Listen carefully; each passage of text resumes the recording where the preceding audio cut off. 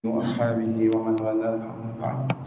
Alhamdulillah rabbil alamin, puji syukur kepada Allah Subhanahu wa taala kita diberikan kesempatan untuk bisa bertemu lagi beribadah di tempat yang paling mulia di buminya Allah, yaitu masjid, melaksanakan salat subuh berjamaah. Insyaallah melanjutkan dengan majelis zikir, majelis ilmu. Bersama-sama kita akan mendengarkan paparan daripada Syekh Amr Muhammad Hasan. Beliau adalah seperti yang kita ketahui seorang yang ditugaskan untuk berdakwah di Indonesia. Alhamdulillah kita diberikan kesempatan untuk bisa sama-sama mengaji kepada beliau. Mudah-mudahan kita mendapatkan manfaat yang sebesar-besarnya daripada beliau. Mari kita buka daripada hati kita untuk mendengarkan kalam-kalam yang akan disampaikan oleh Syekh Amr Muhammad Hasan perihal masalah fikih, masalah yang sangat penting daripada agama Islam. Alaihi falyatafaddal. Assalamualaikum warahmatullahi wabarakatuh. Waalaikumsalam. Alhamdulillahi rabbil alamin. Wassallallahu wasallam wa baraka ala nabiyyi Muhammad wa alihi at-tayyibin. Alhamdulillah rabbil alamin. Beliau mengucapkan pujian kepada Allah Subhanahu wa taala dan bersalawat kepada Nabi Muhammad sallallahu alaihi wasallam. Alhamdulillah, kanat hadhihi al-laila lailatan mubarakah, lailatu mawlid hadrat an-nabiy alayhi salatu wassalam. Falhamdulillah, sharrafana Allah subhanahu wa ta'ala bihuduri hadhihi al-laila. Alhamdulillah rabbil alamin.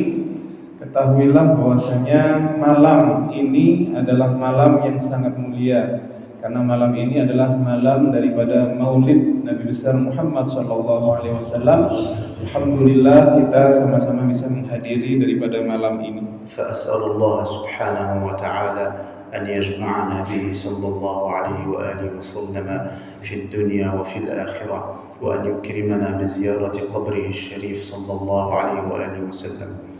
Dan mudah-mudahan kita kelak bisa mendapatkan daripada berkumpul bersama Rasulullah sallallahu alaihi wasallam baik di dunia dan di akhirat.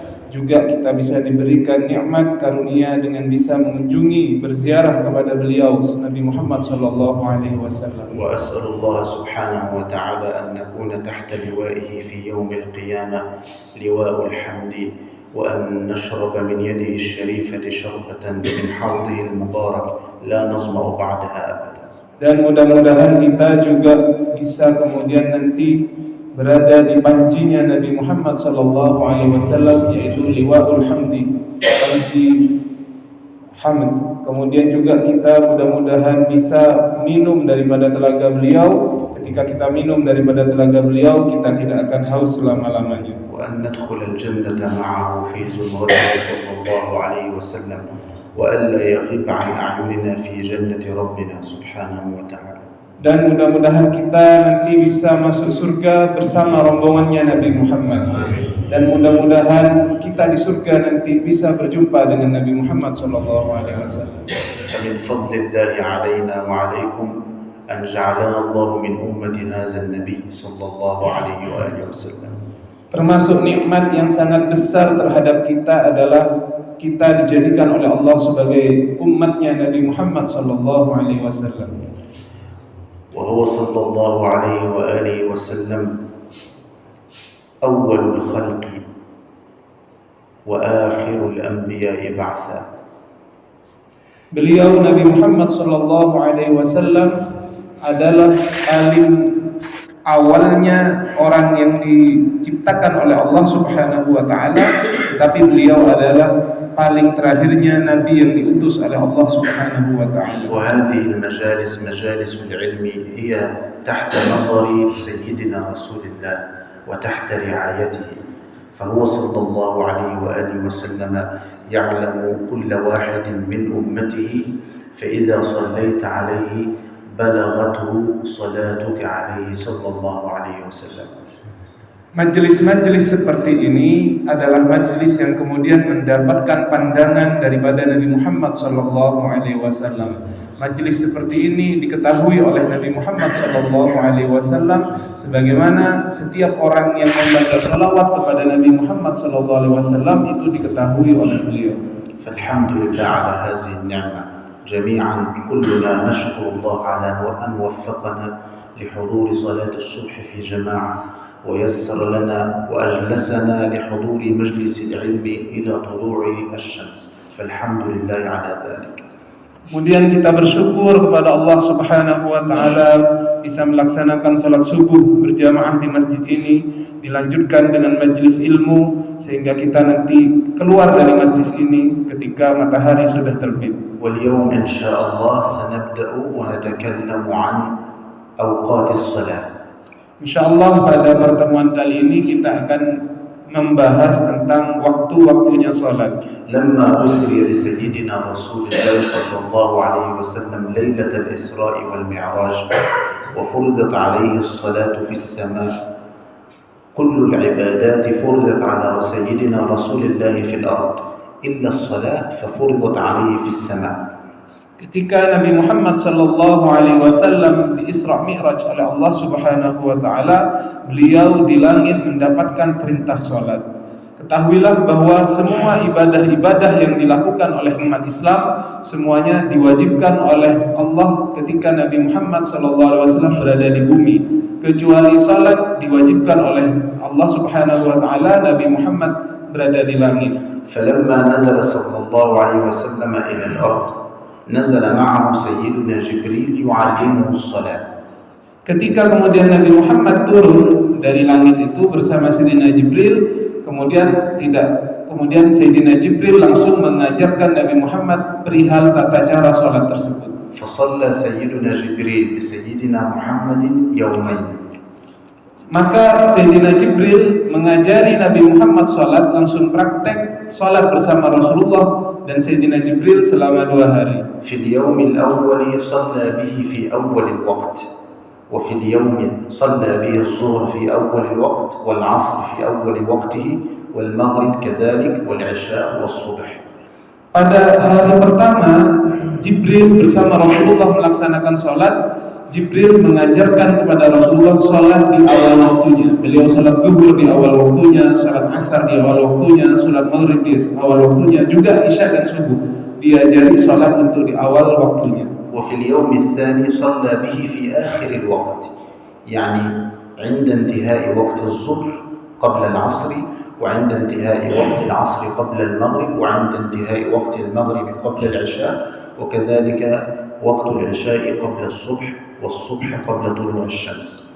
Ada hal yang kedua, Sayyidina Jibril mengajari Rasulullah untuk salat di akhir waktu. Beliau salat zuhur di akhir waktu ketika menjelang salat asar, salat asar di akhir waktu ketika menjelang salat maghrib, begitupun juga salat isya di akhir waktu, sampai begitupun juga subuh diajari untuk salat di akhir waktu, yaitu menjelang terbitnya matahari. إذن الصلاة لها وقت بداية ووقت نهاية، فيحرم على الإنسان أن يخرج الصلاة خارج وقتها. Maka salat itu mempunyai waktu permulaan dan waktu akhir. Maka dilarang bagi orang muslim untuk salat di luar waktunya. فلا يجوز للمسلم أن يؤخر صلاة الظهر حتى يدخل وقت العصر. Maka tidak boleh seseorang itu kemudian salat zuhur sampai melewatkan sampai waktu asar.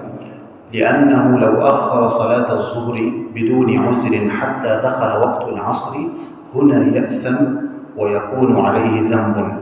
Apabila misalkan ada orang yang kemudian melewatkan salat zuhur, dia salat zuhur di waktu asar dengan tanpa uzur, maka di saat dia melakukan itu dia berdosa.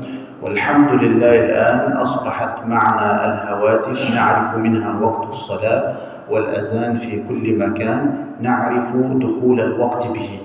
Alhamdulillah pada sekarang ini kita gampang untuk mengetahui waktu-waktu salat dengan adanya telepon yang bisa memberitahu waktu salat dan juga adzan yang berkumandang di mana-mana. الآن نريد أن نعلم مثلا لو واحد منا مسافر وليس معه ما يعرف به دخول وقت الصلاة ماذا يفعل. Pada kesempatan kali ini kita akan belajar, misalkan ada orang yang musafir dan dia tidak mempunyai alat-alat untuk mengetahui waktu sholat. Bagaimana kemudian dia mengetahui waktu sholat itu? أو هو في مكان وهذا المكان لا يسمع فيه الأذان وليس معه ما يعرف به وقت الصلاة. Atau dia berada di tempat yang tidak terdengar di sana suara adzan sehingga dia tidak bisa mengetahui kapan waktu sholat itu.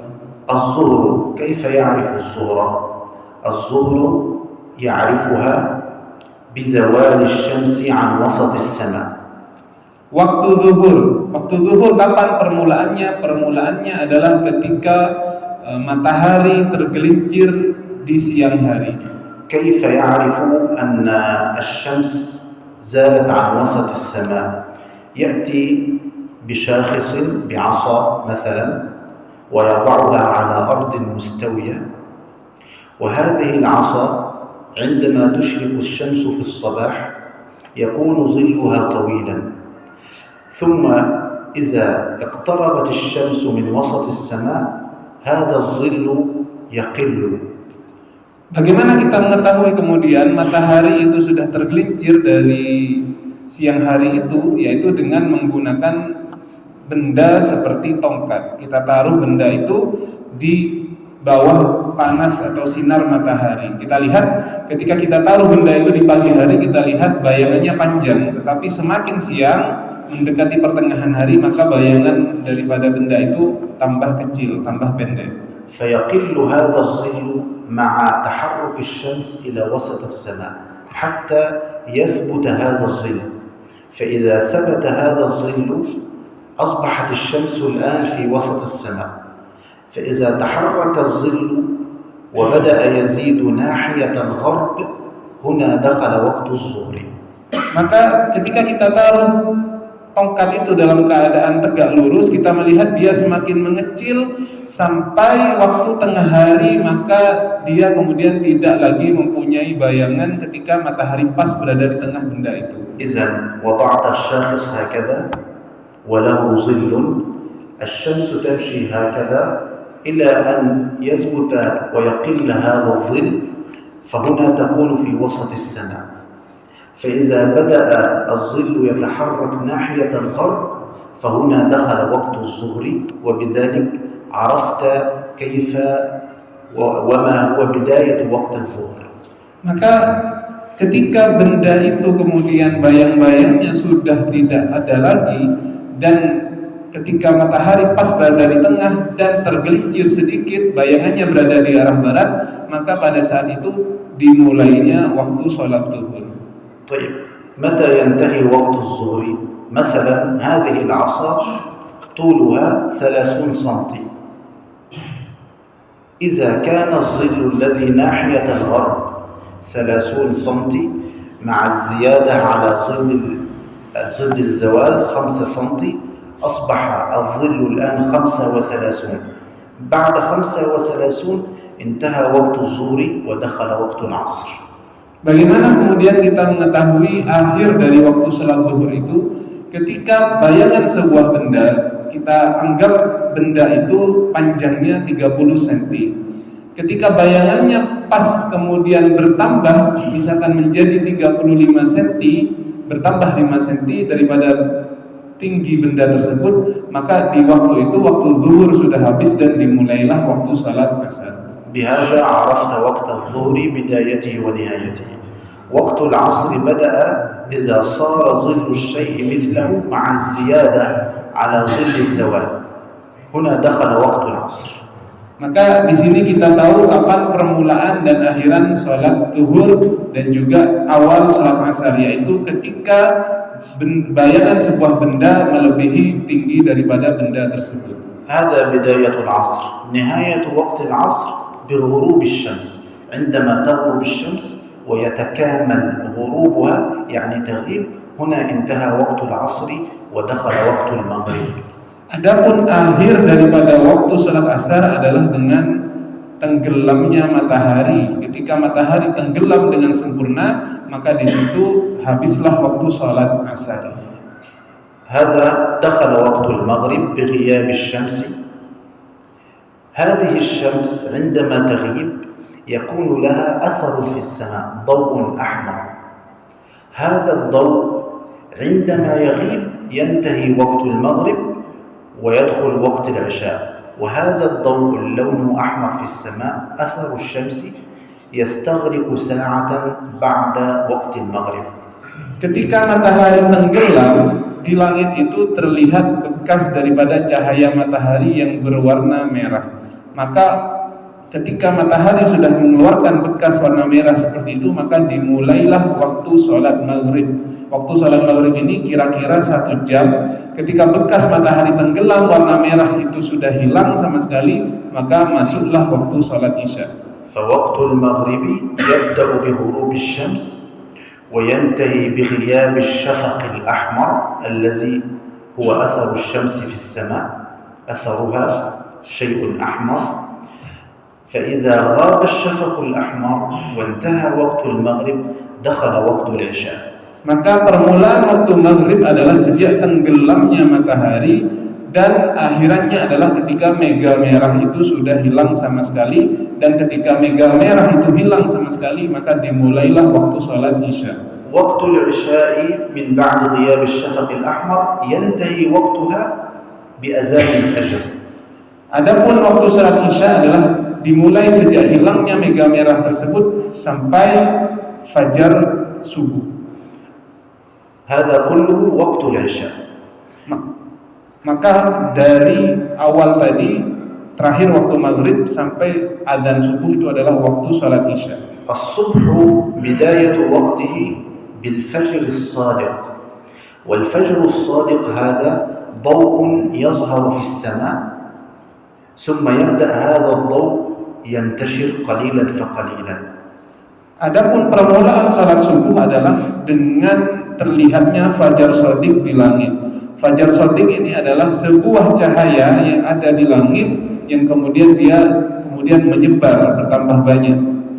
وينتهي وقت الصبح بأول ما تطلع الشمس، فإذا بدأت تطلع الشمس جزء بسيط منها انتهى وقت الصبح.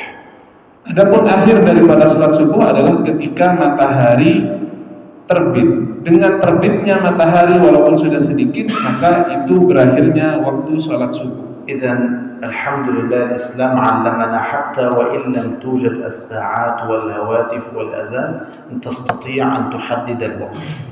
Alhamdulillah, dalam agama Islam mengajarkan kepada kita, walaupun kita tidak ada telepon, tidak ada jam, tidak ada adzan, kita masih bisa mengetahui waktu-waktu sholat dengan yang sudah kita jelaskan tadi. لكن هناك شيء، من يصلي في أول الوقت كما فعلنا هكذا الآن هذا يسمى بوقت الفضيلة، وهذا هو له ثواب كبير جدا جدا. Tapi ketahuilah bahwasanya dari waktu-waktu tadi terdapat waktu yang sangat mulia, yaitu seperti yang kita laksanakan pada sholat subuh kali ini, yaitu sholat di awal waktunya, itu disebut dengan waktu fadilah, waktu yang utama. فقال النبي عليه الصلاة والسلام أفضل الأعمال الصلاة لوقتها، يعني في أول وقتها. Sebagaimana disabdakan oleh Nabi Muhammad SAW, amal apa yang paling baik adalah ketika seseorang sholat di awal waktunya.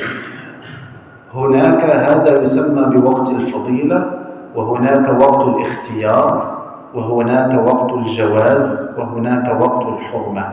Maka waktu dalam sholat itu kita bisa bagi menjadi waktu fadilah, kemudian waktu jawaz, kemudian waktu ikhtiyar, dan juga waktu hurmah. هذه الأوقات وقت الفضيلة أول الوقت، فإذا انتهت الجماعة الأولى يدخل وقت الاختيار. وما معنى وقت الاختيار؟ يعني أنت مختار أن تصلي في هذا الوقت ولا بأس عليك، والأفضل ألا تؤخر الصلاة إلى وقت الحرمة. Adapun ketika orang melaksanakan sholat selesai adzan langsung sholat berjamaah, itu adalah waktu fadilah. maka ketika sudah selesai daripada sholat itu dilanjutkan waktunya, namanya waktu ikhtiar. Artinya dia boleh melaksanakan sholat di antara waktu itu selagi tidak masuk di waktu yang haram. وهنا رجل قبل أن يؤذن المغرب بدقيقتين بدأ يصلي العصر، فصلى ركعتين قبل الأذان والركعتين الأخريين عندما أذن المؤذن. هذا الرجل أخر الصلاة عن وقتها، فهنا فعله هذا حرام، فعله وهو تأخير الصلاة حرام. الفرض سقط عنه، لكن هذا الفعل حرام لأنه بسبب التأخير ارتكب ذنبا. Adapun misalkan ada contoh waktu maghrib sudah kurang 2 menit, orang itu belum sholat asar, kemudian dia sholat asar rakaat pertama nutut waktu sholat asar, tetapi rakaat berikutnya masuk sudah waktunya maghrib. Bagaimana hukum orang yang sholat seperti ini? Dia jatuh, kewajiban dari dia jatuh, tetapi karena dia melakukan sholatnya di akhir, maka dia mendapatkan dosa.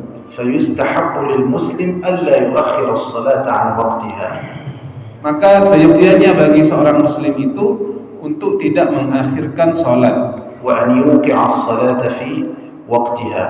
dan seyogyanya juga agar kita menjaga untuk sholat di dalam waktu-waktu yang diperbolehkan. قال هناك مسألة، مثلا رجل أذن صلاة الصبح وهو ليس معه ماء يتوضأ به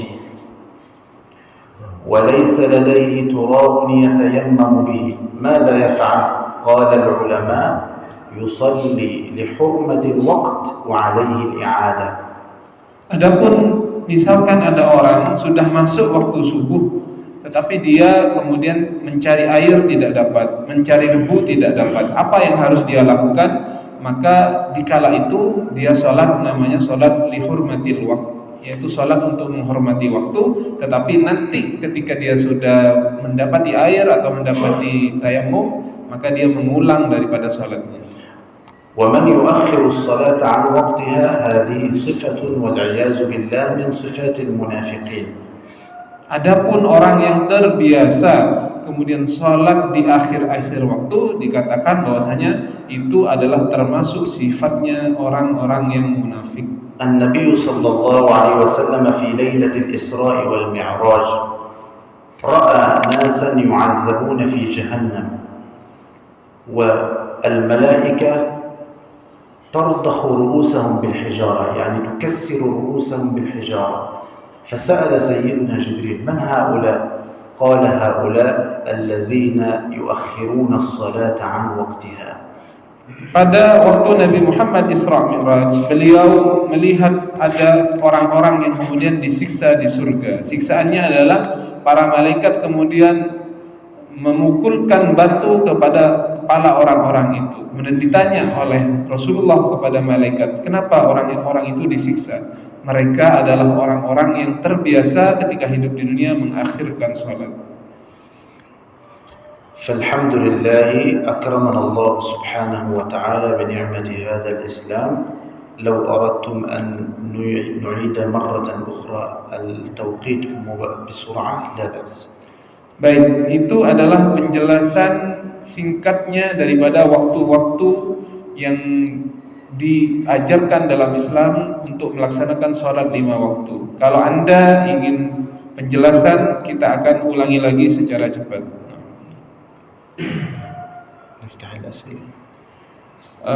Ini beliau berkenan kita untuk bertanya atau mendiskusikan apa yang sudah tadi dijelaskan perihal waktu-waktu salat, dan ini menjadi sangat penting karena juga menjadi sebab apakah salat kita itu sah ataupun kita melakukan salat di luar waktunya. Bagi yang ingin bertanya perihal waktu-waktu salat ataupun yang lainnya, monggo dipersilakan.